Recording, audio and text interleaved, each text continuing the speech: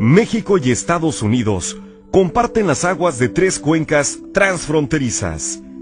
El Tratado de 1944 define la distribución de las aguas de los ríos Tijuana, Colorado y Bravo con rango constitucional de ley suprema. Fue el resultado de una negociación ejemplar y es y será un ordenamiento fundamental y trascendente en el desarrollo de la frontera norte. Desde tiempos de la Reforma y en el marco de sistemáticos y crecientes conflictos por el agua, a lo largo de 90 años de intensos intercambios y planteamientos de posturas, se generó un conjunto claro, concreto y preciso de derechos y obligaciones recíprocas para la distribución de las aguas entre ambas naciones y a la vez entre las regiones al interior del país. Las discrepancias con el ejercicio de atribuciones del gobierno federal en el cumplimiento del tratado obligaron al gobierno de Tamaulipas a recurrir a la Suprema Corte de Justicia, acogiéndose al Estado de Derecho en el afán de que se respete puntualmente la Constitución y el tratado. La cuenca mexicana del Bravo, la más grande del país, se origina al norte de Durango, pasa por Chihuahua, Coahuila, Nuevo León y Tamaulipas para desembocar en el Golfo de México. La distribución de sus aguas obedece a tres criterios muy claros.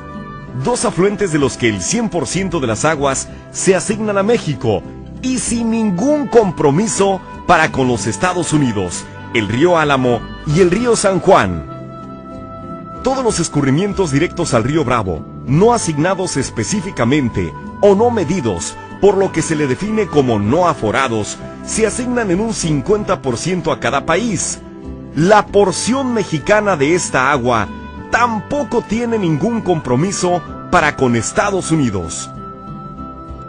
6 afluentes mexicanos, de los que se reconoció que Estados Unidos tenía derecho de usar la tercera parte del agua que llegue al río Bravo y se les define como tributarios aforados.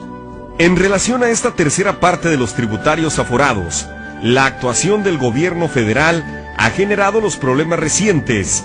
Sobre el particular, el tratado es extraordinariamente claro. Define que se asigna a los Estados Unidos una tercera parte del agua que llegue a la corriente principal del río Bravo, procedente de los ríos Conchos, San Diego, San Rodrigo, Escondido, Salado y Arroyo de las Vacas. Desde las negociaciones, de común acuerdo y producto de décadas de estudio, se determinó el total de agua disponible. En el caso de la cuenca mexicana, se delimitó perfectamente el volumen para los consumos futuros al interior del país, y en consecuencia, los volúmenes que procedentes de los afluentes aforados llegarían al río Bravo para asignarse proporcionalmente a ambas naciones. Del volumen procedente de, se asignó a los Estados Unidos una tercera parte en reconocimiento a consumos preexistentes en Texas y 2/3 partes para los aprovechamientos mexicanos en el Medio y Bajo Bravo. La palabra procedente de acota perfectamente a qué agua se refiere. La tercera parte asignada a los Estados Unidos tiene una delimitación precisa. El tratado establece que no será menor en conjunto y en promedio de 5 años consecutivos de 431 millones de metros cúbicos.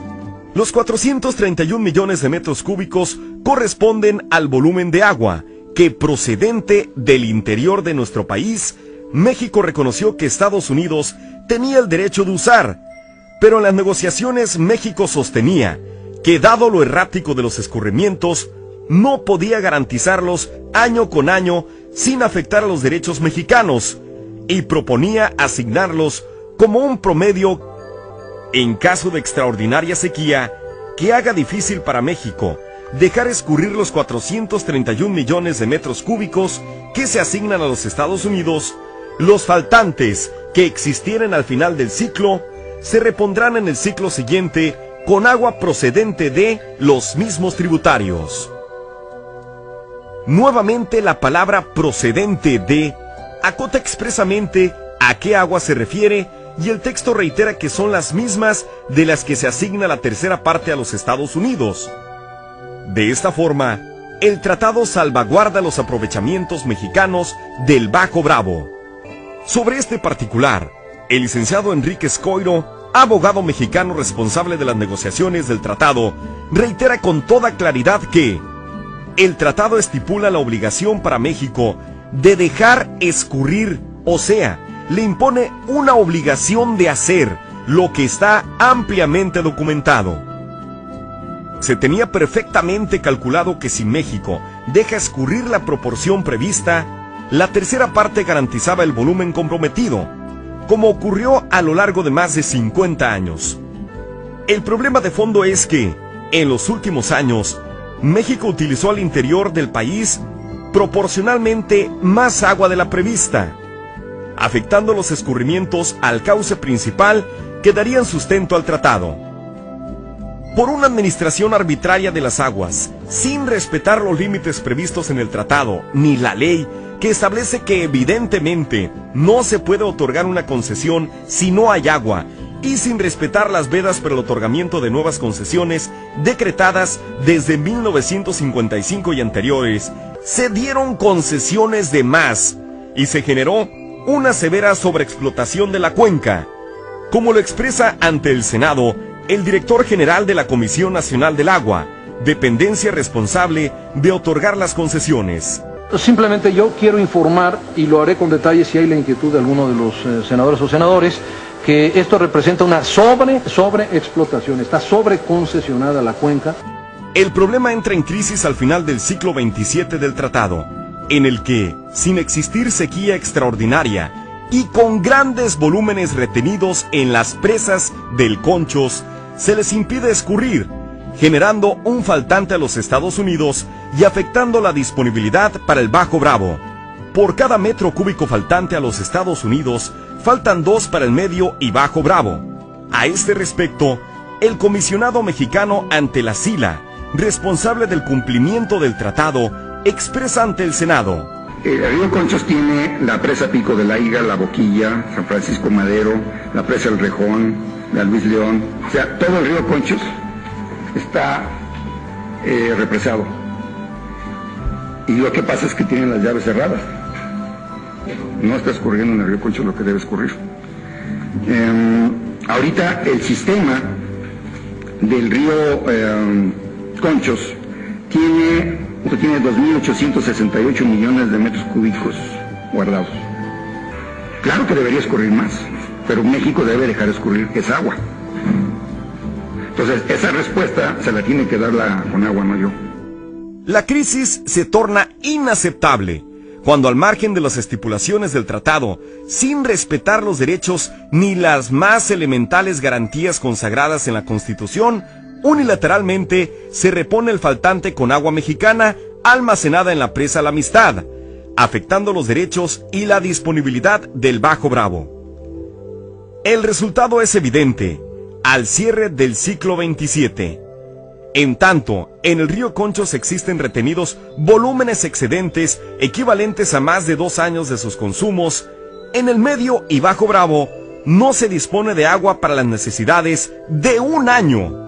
Se ha pretendido fundamentar estas entregas en acuerdos de la Comisión Internacional, aplicados de manera distinta a lo estipulado en el tratado. La SILA carece de facultades para acordar cambios al tratado. La subregión hidrológica conocida como Río Bajo Bravo no dispone de agua ni siquiera en el subsuelo. De ser una zona prácticamente deshabitada, nace y se desarrolla con el aprovechamiento de las aguas que, provenientes de la parte alta, se asignan a México en el tratado. Históricamente, los derechos del Medio y Bajo Bravo han utilizado el total del volumen aprovechable de las 2/3 partes y de la proporción no aforada mexicana. El Bajo Bravo es una subregión a la que el tratado dio vida. Su subsistencia depende de las aguas que bajan por el río en cumplimiento del tratado. El orden, la sustentabilidad de la cuenca y el futuro de la región dependen del cumplimiento del tratado.